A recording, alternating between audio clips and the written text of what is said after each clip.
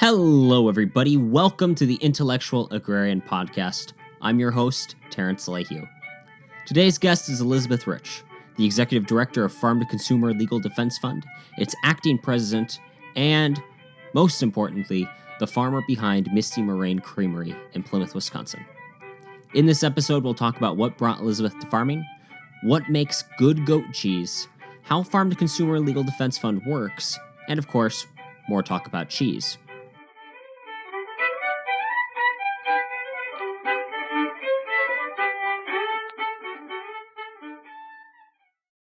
Elizabeth, welcome to the show. How are you doing today? I'm doing great. Thanks for having me, Terrence. Now, before we get too far down the road, I always like to ask this type of question. But in your case, it's really something that gets my curiosity going. What came first, the lawyer or the farmer? That's an interesting question. The lawyer, I'm not actually even sure of the answer. I think probably chronologically the lawyer came first. I went to law school, and then immediately after graduation from law school, I took a trip. I figured it was my last chance before I really had to settle down for a real job. And I took a trip to Europe for 6 months. And the first place I went was the village that my grandfather was from in Greece. So I went to this tiny village where no one spoke any English. I met my grandfather's youngest brother, Apostolis, and he showed me all around the village. It was a big deal. I was with one of my girlfriends, and it was a big deal to have two American women show up in a car. There were no cars in the village, all donkeys. Everything was pretty much done there the way it was done a couple hundred years ago. And we were greeted, and they put us up on donkeys, and they gave us glasses of wine, and we were treated like dignitaries. They had a 3-day party for us. They killed a lamb. There was drinking and dancing and Greek celebrations for 3 solid days, day and night. But what struck me the most about that visit to the village was how self-sufficient they were. They were subsistence farmers. The nearest grocery store was a 3-hour drive away. They raised everything, including goats, and there were cheesecloth bags of goat cheese hanging from barn rafters. Every family had its own chickens, its own garden where they grew vegetables, and its own goats for milk and meat. And I was just fascinated by that whole thing. And I said to the villagers when I left, I said, I'm going to do this. And they said, yeah, you saw it. You're going to go back to America with your TV. And but that image stayed with me. And ultimately I did. It was that the year that happened was 1984, and it was 1995 before I left the city and with my husband bought this 40-acre farm. But I knew then I was going to do it, and ultimately I did. Wow. I mean, it's always neat to hear a story like that. I mean, especially when it's where your ancestors came from. I mean, it's in your heritage. It is. Raising goats is definitely in my heart and in my blood. That's for sure. So that also kind of answers the next question. How did you get involved in sustainable agriculture specifically? Right. That is a big part of the answer to the question. The other piece of it is I began my career as an environmental attorney. I was working for a large law firm. I was working for big corporations. And I was an environmental lawyer, which I naively thought meant I was going to do some good for the environment. You would think I would have understood how the system worked better, but I did not. So what I was actually doing, the one consistent theme in my career is I've always worked in opposition to the government. The government has always been on the other side of my cases. So that part was consistent. But I was very involved with representing large corporations on environmental law issues. And what I learned was that there's a very high level of corruption in these government agencies. And it has nothing to do with the administration, whether it's Democrat or Republican. It's all the same sort of revolving door of leadership among these large corporations and leadership in the EPA, the USDA, and the FDA. Mm-hmm. And this was something I discovered, as I'm working for powerful corporations. I realized that these agencies would just wave through permit requests for things that were completely inappropriate to approve. And it was all done because the head of these agencies, typically, as is the case right now, Monsanto's former general counsel is now serving as the head of USDA. That's what we do. Mm-hmm. And I learned this back in the 90s, and I realized that's when I realized I had to raise my own food because I couldn't trust the traditional food supply. And that's when I really became dedicated to sustainable agriculture. Mm-hmm. There's a economist that I love reading about, Nassim Taleb, and he's writing a book right now that I'm looking forward to when he finishes. The basic premise of it is skin in the game. And he points out that particularly bureaucrats have a tendency to worry about the wrong skin in the game. They make decisions based on things that they don't suffer any repercussions because of. And apparently, as we sadly see, too many of them, they care about their own skin in the game instead of the skin that they're supposed to be caring about, for whatever that concept is worth. So among your many activities... That's very interesting, yeah. I like that premise. I mean, I think that the skin in the game concept works from interacting with your adult children to running a business and running a country. I think that's a very insightful premise for sure. And this is something interesting as I've talked about this concept with farmers. And again, the book isn't out yet. I just look forward to when it's finally finished. He's been working on it for like 2 years. Is farmers especially, they have the most skin in the game as a tendency, just from a socioeconomic standpoint, when it comes to the land, when it comes to the environment, because they make their living based on the soil. So if they aren't taking care of the soil, their skin in the game is the deepest it can be, because if their soil isn't right, if their land management isn't right, their fertility isn't right, they're not going to be profitable, and they won't have that legacy to leave on to the next generations. Very true. So, sorry, we got off on a little bit of a tangent, but that's what this show is all about. So, among your many activities is Misty Moraine Creamery, where you craft artisan cheese from your dairy goats. What made you decide to raise dairy goats and craft artisan cheese? Was it your Greek heritage? That was part of it. I also, I got my first goat in 1995. And the primary motivator at that time, although the whole Greek experience played into it, the primary motivation was my middle child, who was lactose intolerant and had gastrointestinal issues his whole life. So I got the goat so that I could make cheese from the milk so that he could have pizza like the other kids, and so that I could make some cheese that I knew would be produced in a way that wouldn't irritate his GI issues. You're such a good mother. So that's kind of...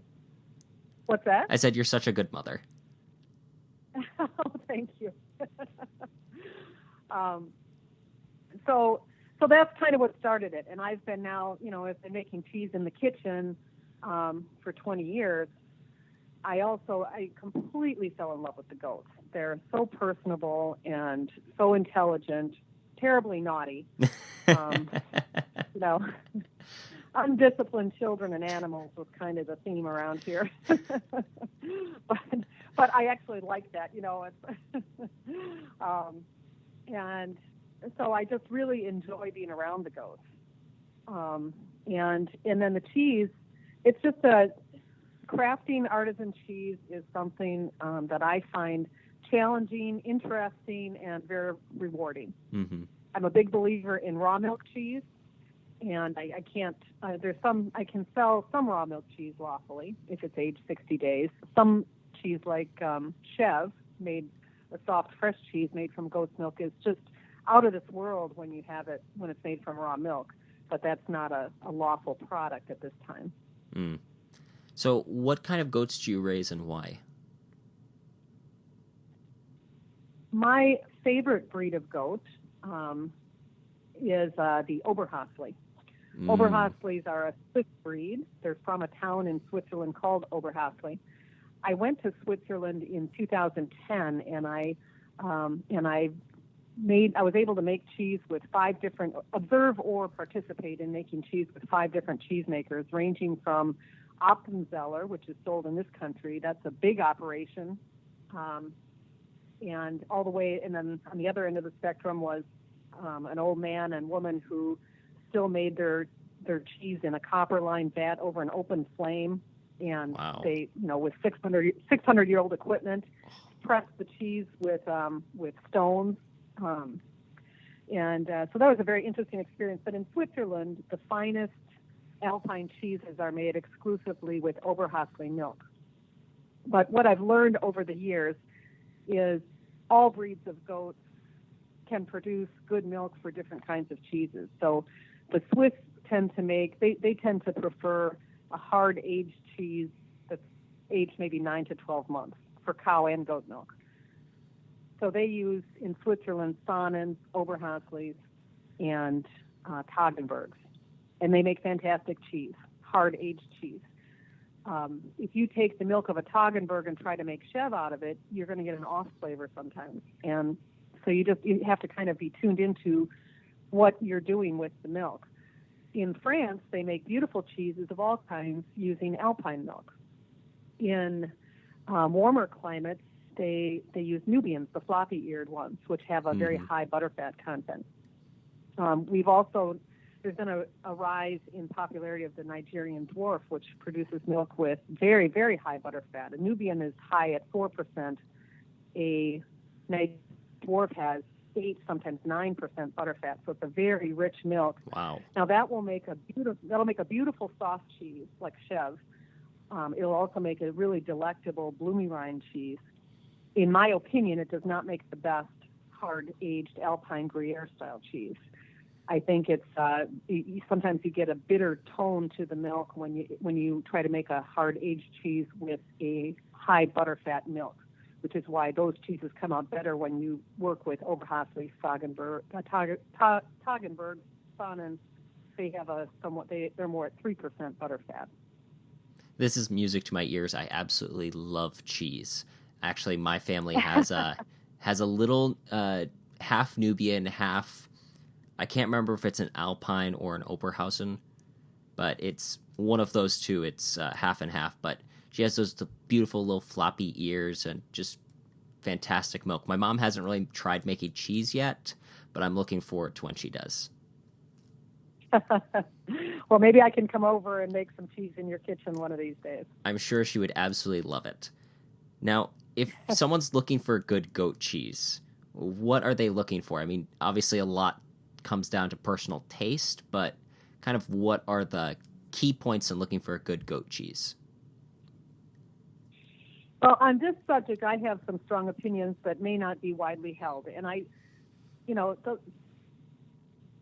want to be critical of goat farmers, but most goat cheese in this country is made from goats that are raised as confinement goats. Mm-hmm. It is difficult to raise goats the way I believe they should be raised, which is with access to pasture and browse. So if you're raising, say, a pastured cow or a pastured sheep, it's a lot easier to do that than with a goat, because when you typically it's done with electric fencing, and with a cow, you open the fence to reveal the next paddock of green grass, and the cow docilely goes into it. With a goat, it's like, oh, she wants me to go there. I'm going to go here. So it's much more difficult. Plus, they don't just need grass. They need to be in a wooded area too, so they can get some of the woody plants that are that dense fiber is really something that's good for them. So I believe that the best goat cheese is made from is created organically and from animals that are raised out in the open, not in confinement, and are fed and are not fed any grain at all. I am not a believer in feeding grain to ruminants. My goats don't get any grain. That is not popular because it reduces production by about 20%. but I think the end product is superior. Mm-hmm. My animals get their protein from organic alfalfa pellets. Okay. And from decent quality hay. So my ideal goat cheese would be organic and from grain-free animals. And then we get to the next problem, which is most of the organic cheese that is available is not what I would characterize as super interesting in terms of, texture and flavor. Mm-hmm.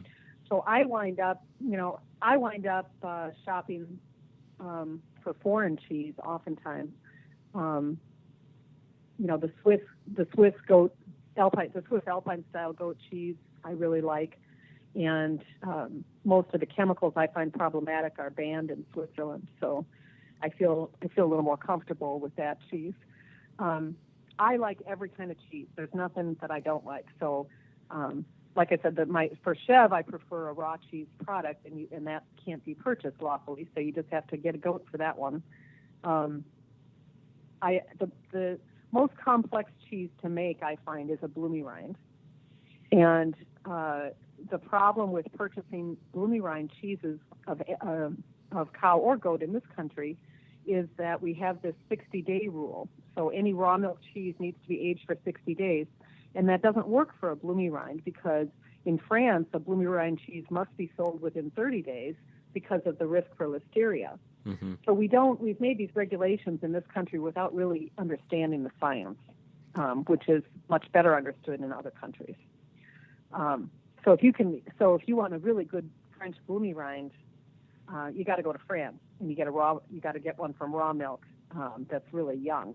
Mm-hmm. So you see so from a consumer's perspective, consuming a fantastic cheese in this country is kind of challenging. Yeah, it sounds like you really either have to know someone who has goats and does it themselves or do it yourself.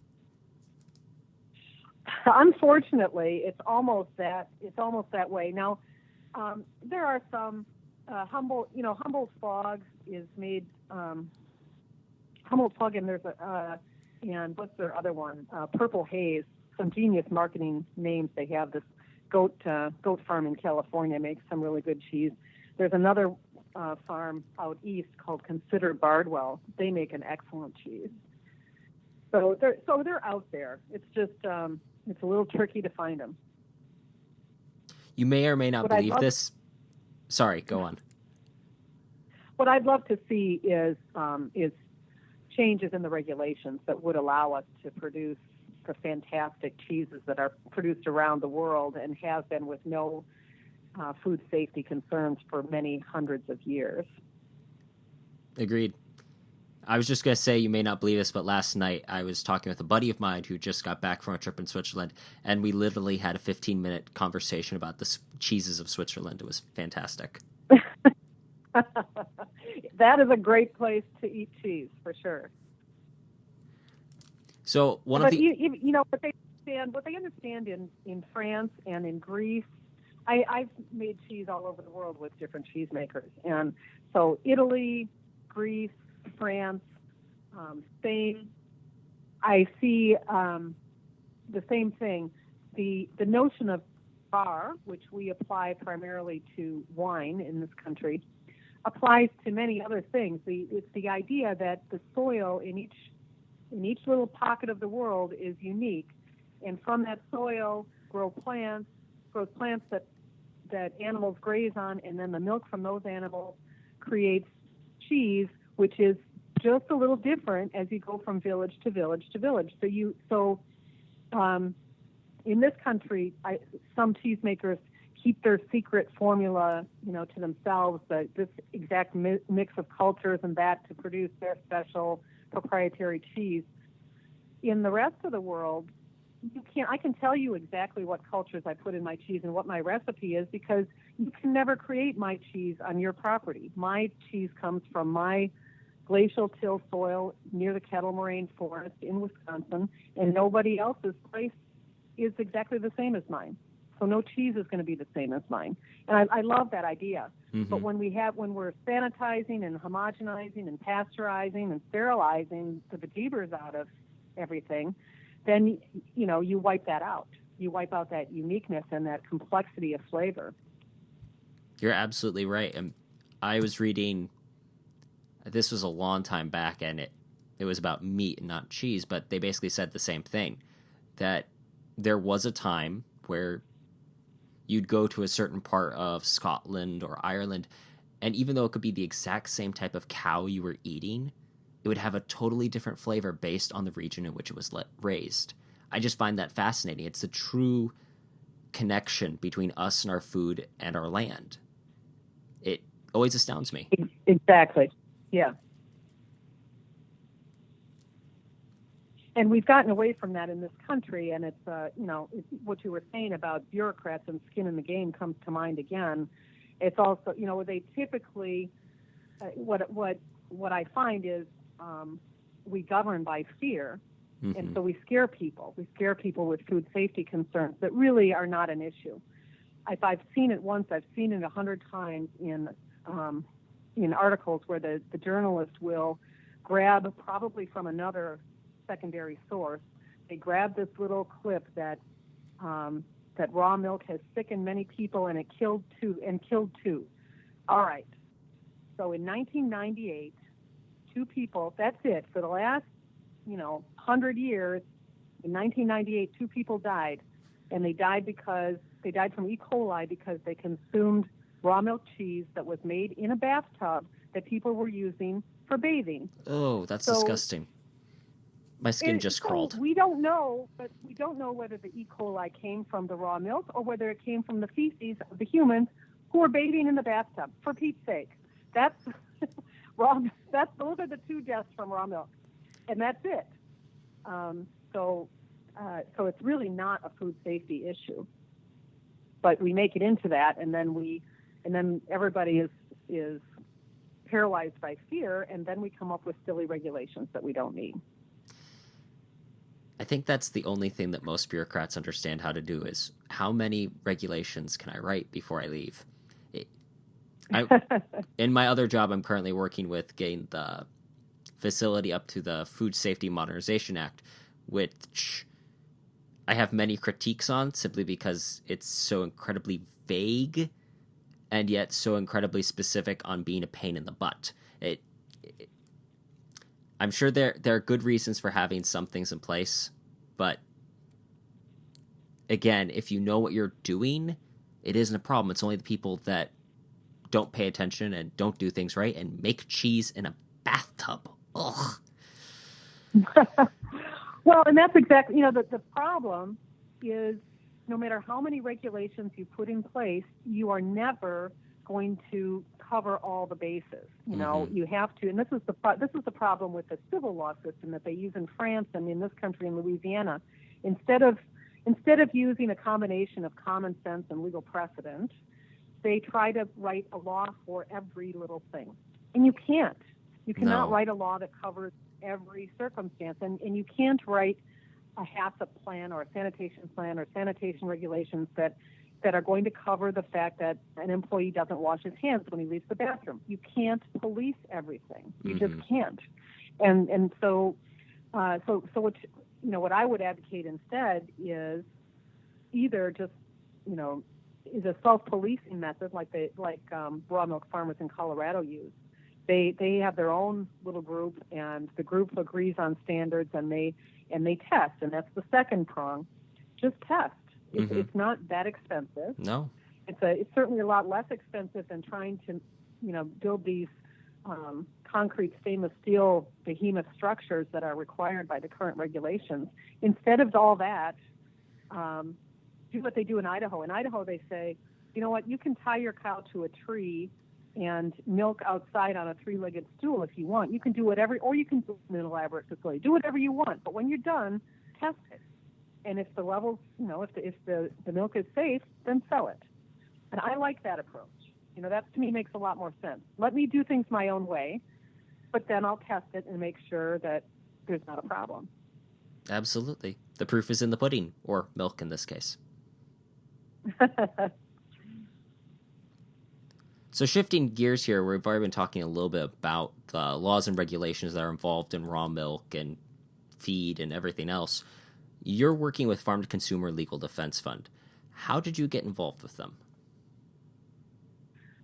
My first involvement was when I was at the farm store run by my raw milk farmer. I raise goats, but occasionally I need cow's milk, and so I was purchasing it from a raw milk farmer. And then when I was in the store, the farmer was talking to another customer about legal problems they were having and how the state was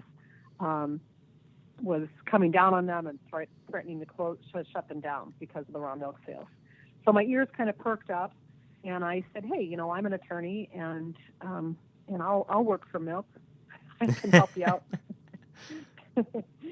So then it turned out they were working with the Farm to Consumer Legal Defense Fund, and they needed legal counsel. When you're not, you need to be working with an attorney who's licensed in a given state. Mm-hmm. So we at the Legal Defense Fund have 6 attorneys who work on staff now. At the time, they only had 1 back in 2009.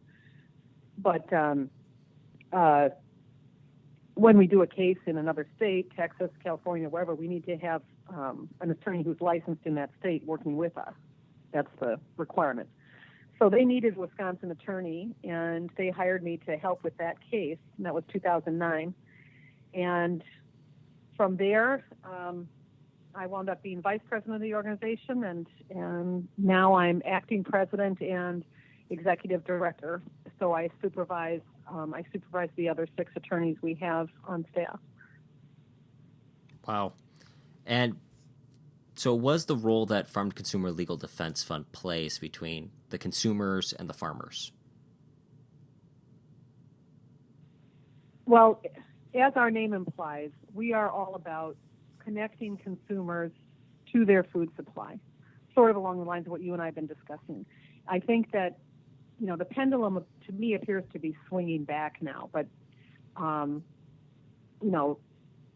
back in the day, people were very connected, from starting with hunter-gatherers, but then progressing to agrarian societies like we had in this country before the Industrial Revolution. People were very connected to their food supply. Kids knew that milk comes out of the udder of a lactating animal. I don't think many of them understand that these days. Sadly, no. So we really want, just as a sideline, when I do presentations for Mother Earth News at the fairs that they host around the country. And one thing that I used to do was I would get a goat, and then kids would line up. I would explain how to milk the goat, and then the kids one by one would milk the goat I coached 100% of them to get milk. Every single child got milk out of the udder, and maybe 20% of the time, their little faces would light up, and you would see this. You would see that they just got the connection that this is milk, it's food, and I made it come out of this animal. And their little faces would light up, and it was just a real inspiration. It just made me think, yeah, that's what I do. That's what my job is all about. Wow. And so we really want to make that reconnection happen. We also protect farmers who are and defend them when they're being pursued by the government for one reason or another. And that part of it is leveling the playing field, because what was happening was people like Sally Fallon. It was Sally Fallon of the Weston A. Price Foundation. Was actually her idea that started the organization, because the Weston A. Price Foundation advocates traditional foods, mm-hmm. traditional non-processed foods, and they were recommending certain foods like raw milk and pastured eggs and pastured beef and to their members who then couldn't find those products. They just weren't available. Mm-hmm. So it was her idea to protect the farmers that were being shut down and give them a defense, because most of them can't begin to afford to hire a lawyer when something happens. Mm-hmm. Wow, I didn't know it was helped in part by the Weston Price Foundation. I mean, that's one of those, when I first started getting involved in this business, he was one of the first guys I actually started reading about, and I was just fascinated by, he was a dentist too, and it started with looking at teeth. I mean, it's just incredible how much of a difference his research made in understanding the effect that our food actually has on us in a day and age where we're rapidly forgetting that. That's right. His work really influenced me because I thought, I thought I ate a healthy diet. I ate all organic food, including organic corn chips, organic Fritos, if you will. Mm-hmm. And I thought, and to be honest, it's organic, it's healthy, but reading his work really brought home to me the importance of eating traditionally produced foods, mm-hmm. foods that, and so no more organic corn chips for Elizabeth, we're, and it's a lot more work, mm-hmm. you create everything from scratch and you don't eat any processed anything. And that's kind of tough in this day and age. But I think more and more people are starting to, we have all these health issues that are surfacing with diabetes and obesity and even some of the neurological diseases like MS and Parkinson's. We're discovering that by changing our diets, the standard American diet, we can cure those diseases. And it's not just a bunch of crazies running around saying that. It really is happening. Mm-hmm. So it's very important. Hard to imagine what we eat makes a difference on how our bodies grow. I mean, who would have thought? Yeah, it's just, I think it's a critically important issue, and farmers. Unfortunately, that there's a lot of money at stake. Mm-hmm. And we in Wisconsin have a $40 billion dairy industry, and mm-hmm. and that's fueled by hormone-laden milk, oftentimes with antibiotics in it, and that dairy industry. You would think the raw milk segment would be such a tiny part of the market that it wouldn't matter, but the fact is it's growing. And I think it is perceived as a threat by the big dairy folks. I think the CDC's data show 3 million raw milk drinkers, and that was several years ago. So Wow. That's a sizable number of consumers. That's a sizable number of consumers. So moving forward, what do you think are going to be what are the biggest legal problems for farmers today? I think we had a lot of raw milk cases early in the organization's history. We've been around, by the way, for 10 years. As of July 4th, we celebrated our 10th anniversary.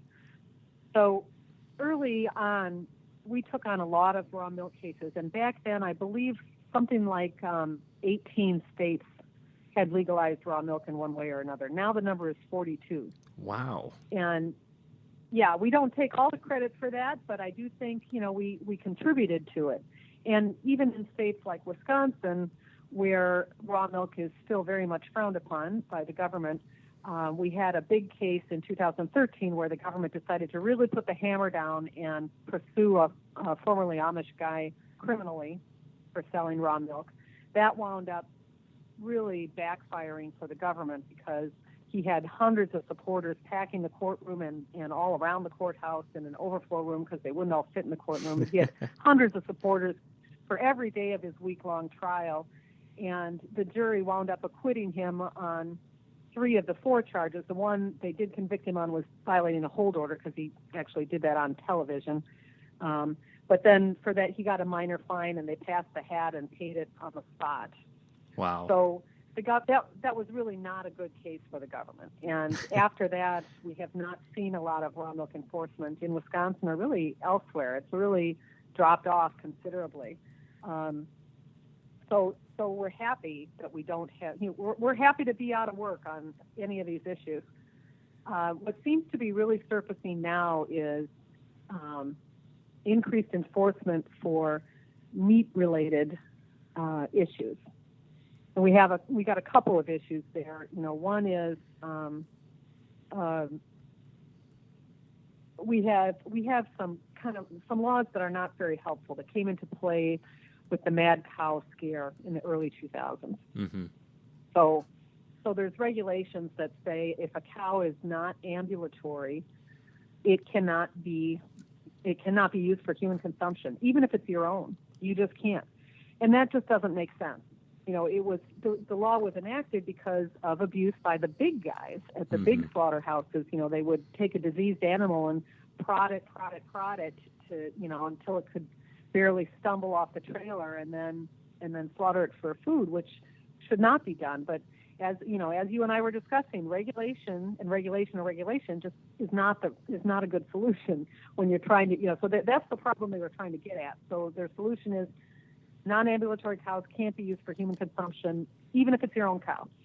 So then one cow mounts another cow, or a cow steps in a hole, breaks a leg. Now you have perfectly good meat, which under the current laws has to be shot up with sodium benzoate in landfills. It makes no sense. So that's something that I think we really need to work to change that. And there's similar USDA regulations that just are over the top. Wow. So we have our litigation arm. We also have a policy arm where we work in all 50 states. We hire lobbyists and we help with expenses for volunteers to approach legislators and try to make some changes in laws like that. And that's important. I mean, because that's the way the small farm works. And making a regulation for the big guys really doesn't do anything to necessarily solve the problem, because the problem to begin with is how they raise that animal. But that's a whole different topic and just leads to frustrated yelling and all that. That's very true, though. It is very true. So what can consumers do in this? They are the ones that eat the food, after all. Consumers have a really vital role to play. And sometimes it can seem like you're powerless to do anything because there are so many billions of dollars at play and so many big companies like Monsanto driving the bus, so to speak. But what we've learned is that each person's voice is important. And what our lobbyists tell us, those that are in the trenches with the legislators every day, the tipping point for a typical legislator is about 20 people. And it's phone calls and in-person visits, not emails so much. So the best thing to do is a phone call to a legislator to say, I want this to change. I don't like this. I'm a voter in your district, and I don't like it. And when 20 people do it, we're told, that's generally enough to make them reconsider their position or think about it. Now, not all of them. Some of them, we've got some folks here in Wisconsin, too, that are just so entrenched in and receive so much money from big firms that, they're not going to change. But I do think that the voice of consumers can be heard and is very, very important. So we'd like them to pay attention, to be aware, and we try to provide some of that education through our talks and our website, and we have action alerts. We'd appreciate their financial support that comes from their $50 membership to our organization. We're run exclusively on donations and memberships. That's how we don't take money from the government, of course, and we don't take money from universities that often have close ties to the government. So those two things are a really big deal. And then the third thing is to find and support a local farmer, to go to the farmers market, actually interact with them and talk to them about how the food is raised and where their farm is and what they do, what their story is. Find your farmer and know your farmer, and do your own research on your food supply.